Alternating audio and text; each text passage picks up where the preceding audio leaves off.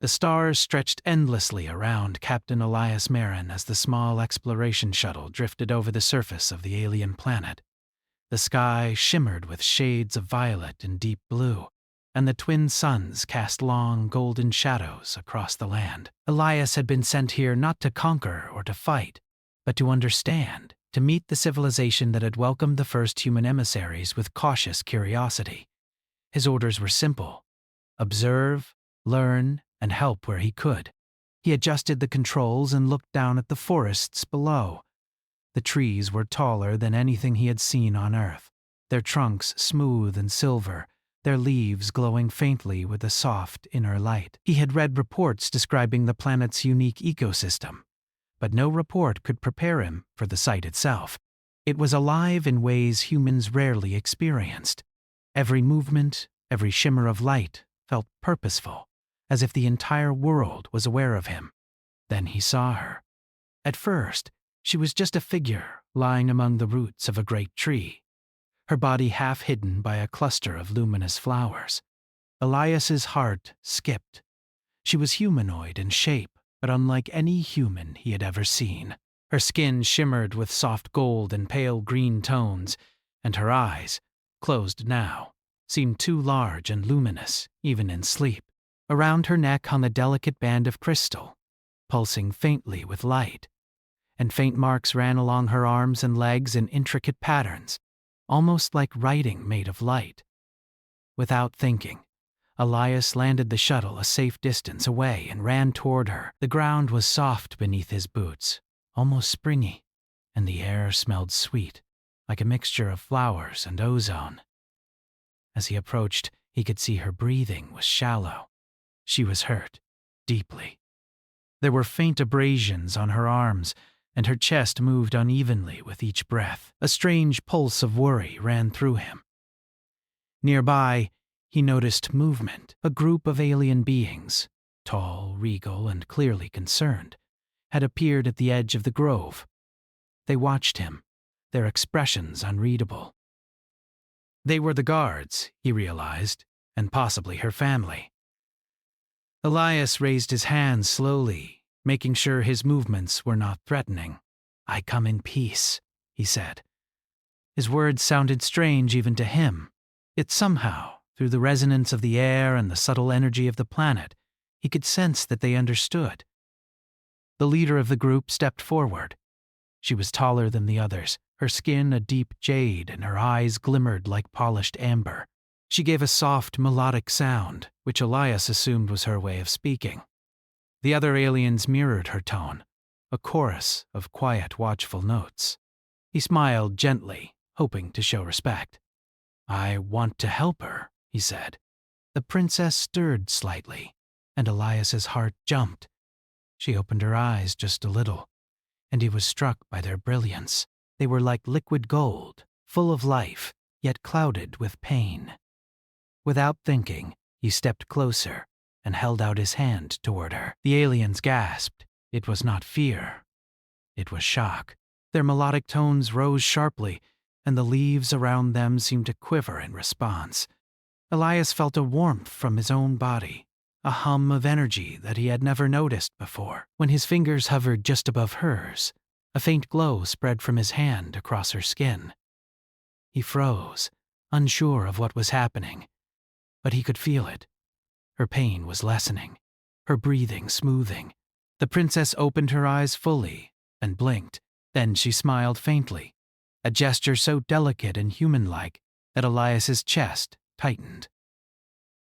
The alien family took a step back, exchanging silent sounds that Elias could only interpret as astonishment. They had never seen this before. Humans were small, fragile creatures by comparison, yet here was one who could touch life itself in a way their own people rarely achieved. Elias knelt beside her, speaking softly. "It's going to be okay. I'm here. You're not alone." He could feel her pulse beneath his hand, uneven at first, then slowly becoming steady. The glow around her began to fade, leaving only the faintest shimmer in her skin. Her chest rose and fell more evenly now, and she gave a soft sigh of relief. The leader of the family stepped forward again, her amber eyes wide. She made the same melodic sound, then paused. Elias tried to imitate it, and though he failed at producing the exact tone, the effort seemed to ease the tension. The aliens tilted their heads, studying him as if trying to understand the nature of his connection with the princess. Finally, one of the guards approached cautiously. He extended a hand toward Elias, a gesture of truce, and Elias nodded. He had no weapon, no technology to harm them. Only his own presence and a strange, inexplicable ability that had allowed him to ease the princess's pain. The guard stepped closer, allowing Elias to help the princess to her feet. She leaned on him for support, and her gaze met his. There was gratitude, yes, but also something more. Recognition. Recognition that he had acted without fear, without expectation, purely from the desire to help. They moved slowly toward a safer area beneath the trees. Elias kept one hand on the princess, careful not to startle her, while the aliens followed at a respectful distance. He noticed small details he had not before. The flowers beneath their feet pulsed faintly, the air vibrated with life, and the distant hum of energy from the planet seemed to echo the rhythm of her restored heartbeat. Once they were seated in a small clearing, the princess rested against a soft patch of moss. Elias knelt beside her, studying the wounds that were already fading. It was unlike anything he had encountered in medical studies on Earth. Her injuries were deep, but they were closing on their own. The glow from his hands seemed to have jump-started a natural process, something the aliens themselves could not fully explain. The alien family observed quietly. The leader, who must have been her mother or elder guardian, stepped forward and spoke again in melodic tones. Elias focused, trying to interpret the pattern of the sound. Slowly, a rough translation formed in his mind. Not words, but meaning. They were asking questions, cautious but curious. They wanted to know who he was, what he was, and why his presence had caused the impossible to happen.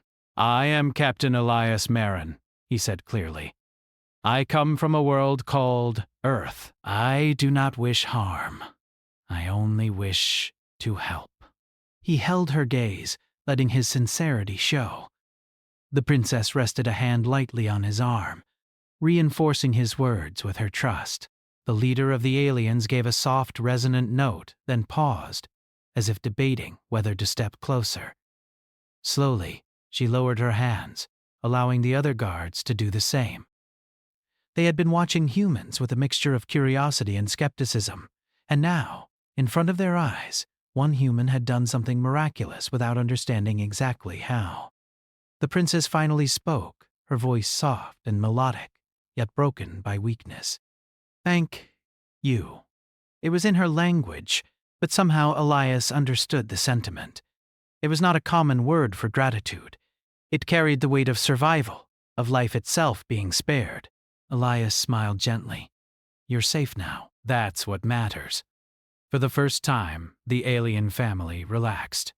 They still kept a close watch, but their movements were no longer tense. The princess leaned slightly on Elias, and he could feel the subtle rise and fall of her chest, steady now, full of renewed strength. It amazed him that something so fragile yet resilient could exist, and that his touch, his simple act of care, had triggered it. The sun began to dip behind the horizon, painting the sky with streaks of gold and violet. The clearing glowed faintly in the dim light, the energy of the planet visible to anyone who knew how to look. Elias and the princess sat together, surrounded by the cautious yet mesmerized family, and he felt a profound sense of connection, not just to her but to this world, this life, and the potential of humanity to bridge worlds in ways beyond technology or power. He did not know what the future held. He did not know why humans possessed this subtle resonance with life, this ability to heal without understanding.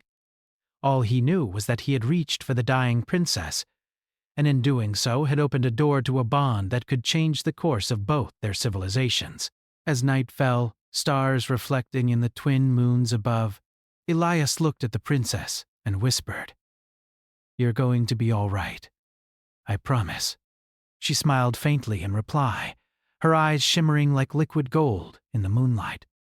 The alien family watched silently, their earlier astonishment replaced with awe, and perhaps, for the first time, respect. Somewhere deep inside, Elias realized that this moment was not just about healing one life, it was about the potential of all life.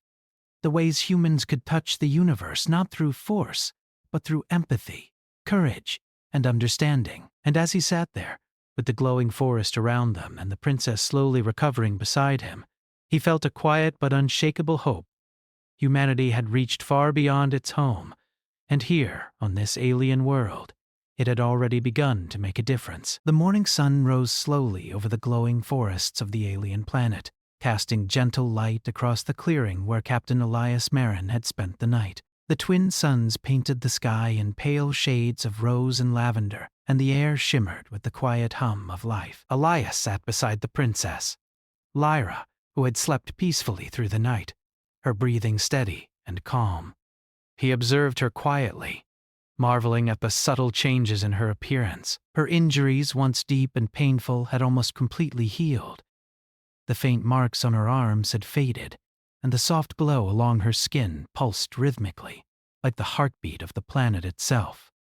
He could still feel the warmth and energy that had flowed through him last night, and a quiet curiosity stirred within him. Humans had never encountered anything like this, yet here it was, happening naturally, almost as if the universe itself had chosen to respond to his presence. Lyra stirred and opened her eyes, blinking in the gentle sunlight.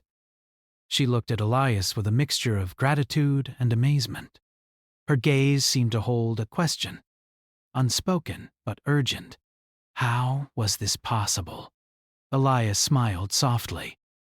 I don't know, he admitted. But you're going to be all right. That's what matters. She nodded faintly, her fingers brushing lightly against his hand in silent thanks. From the edge of the clearing, the alien family watched closely. Their curiosity had not diminished overnight.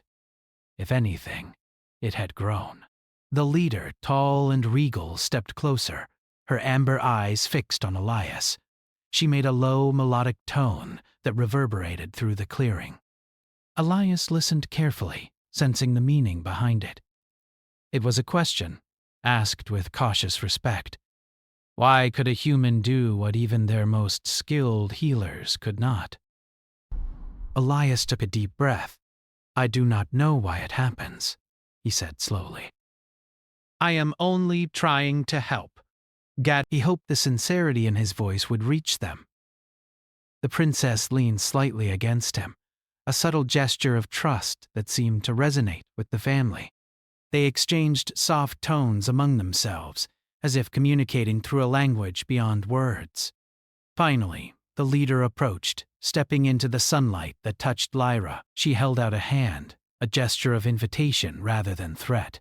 Elias nodded and rose slowly, keeping his movements calm and deliberate. He extended his own hand toward hers, and for a moment the world seemed to pause. The gentle pulse of energy that had begun last night seemed to stir again, filling the clearing with a quiet radiance. The leader's eyes widened, and she let out a series of soft melodic sounds. Elias listened carefully, recognizing patterns in the tones. Slowly, the meaning became clear. They were offering a chance to explain, to connect, to show that humans could be allies, not intruders. Elias nodded, understanding the significance. He would accept this chance. Over the next few hours, he began to learn more about Lyra's people. They were unlike any civilization humans had encountered. Their society valued harmony, knowledge, and the careful balance of life. Healing was a sacred art, performed only under precise conditions and with rare resources. Yet here, a human had catalyzed the process without even realizing it.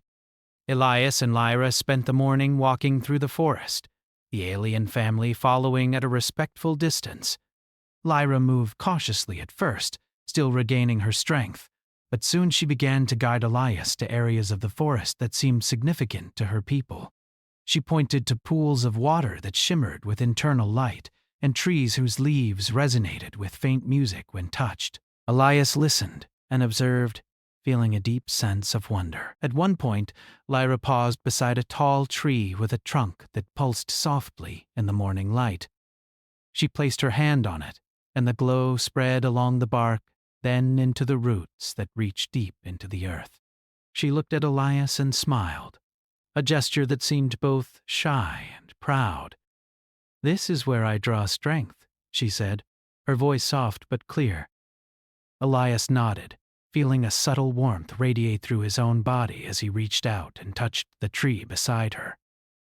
The moment was brief, but it left a lasting impression. Elias realized that humans had an ability to connect not only with other beings but with life itself in ways that were intuitive and unforced. He did not understand the science of it, nor did he need to. What mattered was that the connection existed, and it was powerful.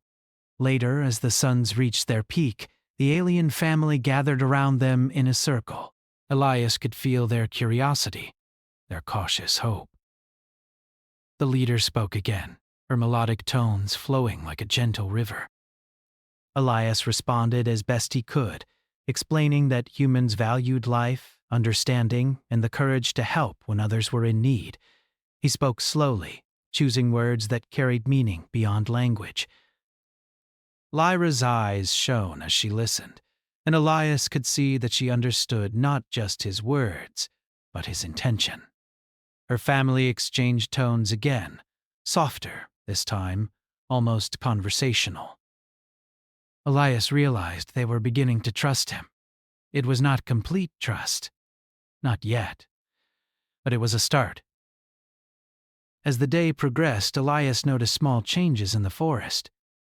Flowers seemed to open more fully as he walked past, and the soft hum of energy felt warmer and more inviting. It was subtle, almost imperceptible, but it was there. He mentioned it to Lyra, who nodded knowingly. "You affect the world differently," she said. "Not because of strength, but because of the way you care."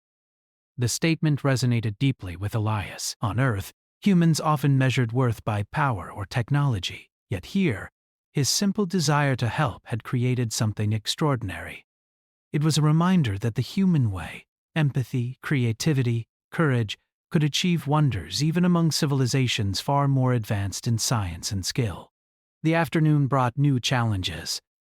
A disturbance in the forest caught their attention, a small grove where energy readings were unstable, threatening the delicate balance of life. Lyra's family had already begun assessing the situation, but they hesitated, unsure if humans could assist safely. Elias stepped forward. "Let me try," he said. His voice carried quiet determination.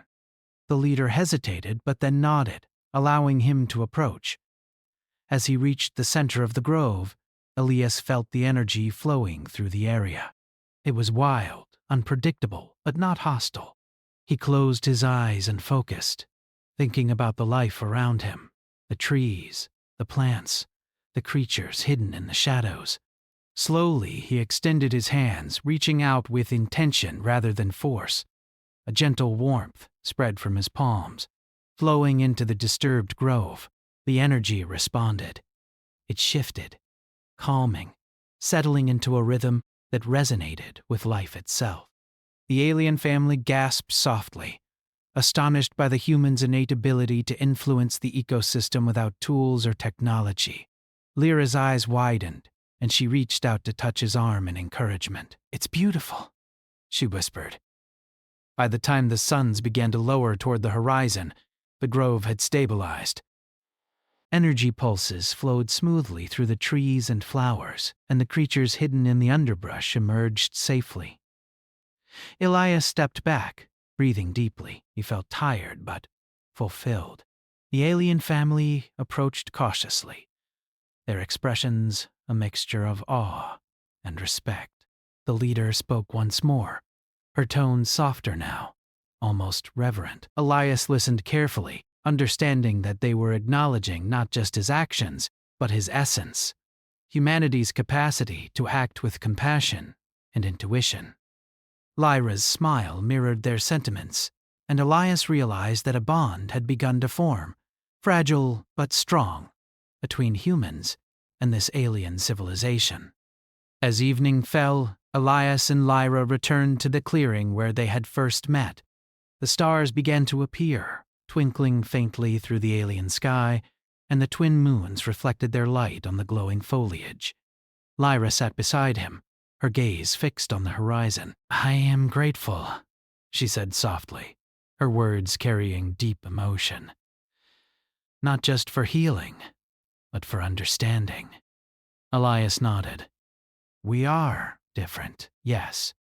But I believe that differences can bring us together, not push us apart." He looked at her family, standing quietly a short distance away. "I hope you can see that too." The alien leader stepped forward one last time, her expression unreadable but calm. She made a long, resonant tone that Elias felt more than heard. Slowly, he realized it was a gesture of acceptance, a recognition that humans, though fragile, could act in ways that were extraordinary, that could heal, stabilize, and inspire without violence.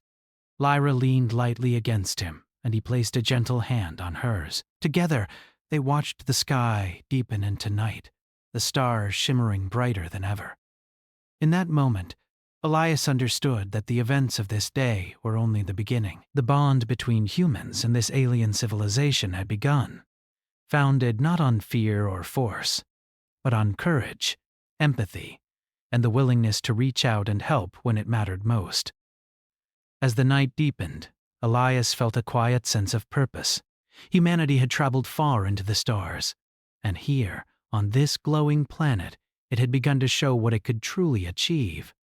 Not by domination, but by connection, understanding, and care. And somewhere deep inside, he knew that this was only the first of many moments where humans would shine in ways that the galaxy had never seen before.